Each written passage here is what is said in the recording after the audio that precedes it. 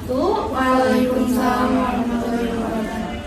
Perkenalkan, nama saya Intan Nuraini. Saya dari akuntansi kelas 2J.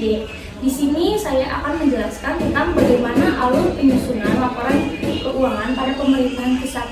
Di sini saya tidak sendiri, saya bersama 3 audiens saya.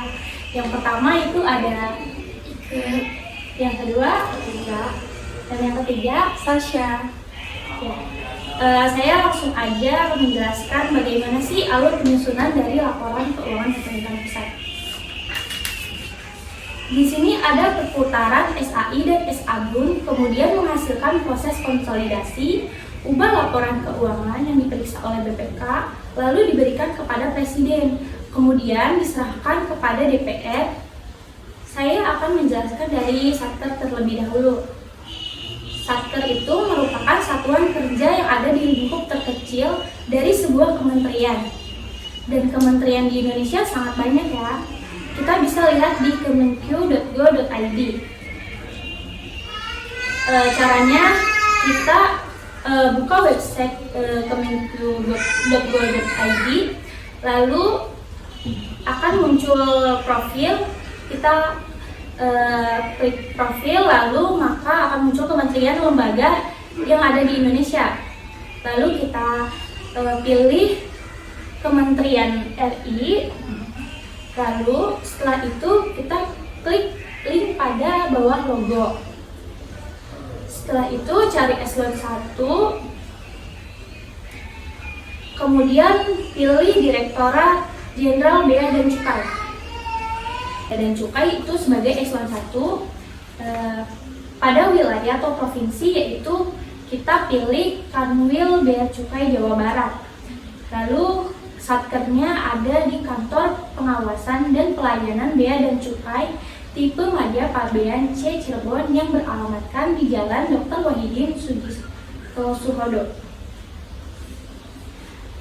Lalu pada slide laporan keuangan SKPD, yaitu Satuan Kerja Perangkat Daerah, berdasarkan peraturan PP 71 per 2010, kemudian dilengkapi Kemendagri 64 per 2013.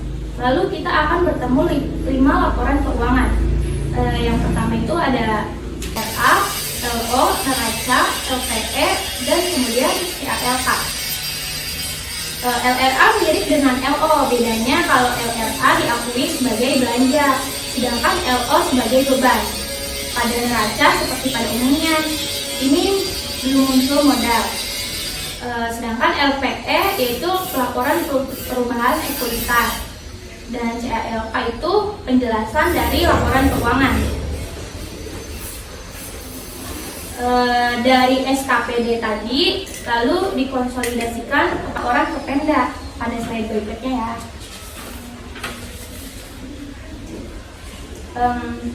Dasar hukum PP 71 per 2010 dilengkap oleh Kemendagri 64 per 2013, ditambah kebijakan akuntansi dan SAPD.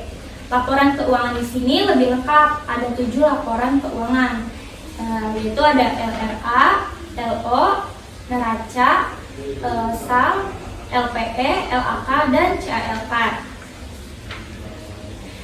LRA itu adalah laporan realisasi anggaran, ada tambahan transfer dan pembiayaan. Sedangkan di neraca ada tambahan investasi jangka panjang dan cadangan. Di SAL ada yaitu saldo anggaran lebih. Fungsinya akan muncul transfer dan pembiayaan yang berasal dari LRA. LPE itu adanya LPE karena adanya penggunaan di LO.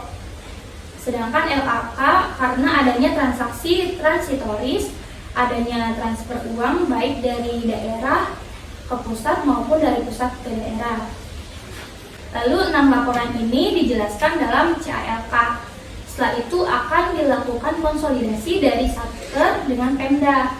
Lalu dibuat restatement laporan keuangan.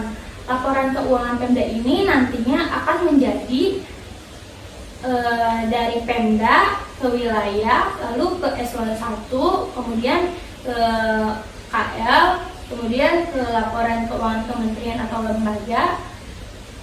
Kemudian di sini ada SAI dan SABUN. Kalau SAI itu penggunaan barang atau anggaran, sedangkan kalau SABUN itu hanya untuk bendahara umum. Perubahan sal yang memegang itu bendahara umum negara ya. LPSA kan tadi ada di transfer, lalu dikonsolidasi, lalu dilaporkan ke presiden. Jadi proses konsolidasi merupakan penyatuan akun-akun. Di sini kan ada LO dan di SABUN juga ada LO. Di sini ada LPE dan di SABUN juga ada LPE. Jadi modal yang ada juga akan disatukan.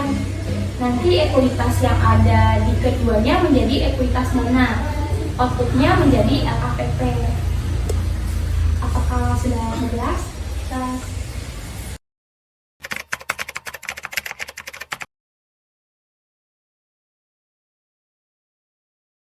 Saya mau bertanya, pertanyaannya, apa sih fungsi kita mengetahui laporan keuangan pemerintah? Dengan kita mengetahui laporan keuangan pemerintah kan kita bisa tahu jadi gimana sih kondisi keuangan yang ada di pemerintahan, apakah sehat atau tidak, dan kita akan bisa memprediksi nanti bagaimana kondisi keuangan di pemerintahan. Terus kita bisa memonitor apakah sesuai dengan peraturan perundang-undangan atau tidak. Kalau laporan perubahan sal itu apa sih? Jadi laporan perubahan sal itu laporan yang menyajikan informasi kenaikan dan penurunan sal tahun pelaporan yang terdiri dari sal awal, silpa atau sika, koreksi, dan sal akhir. Itu. Apakah sudah jelas? Sudah jelas. Baik, terima kasih. Sekian dari presentasi dari saya. Kurang lebihnya saya mohon maaf. Billahi taufiq wal hidayah. Wassalamualaikum warahmatullahi wabarakatuh.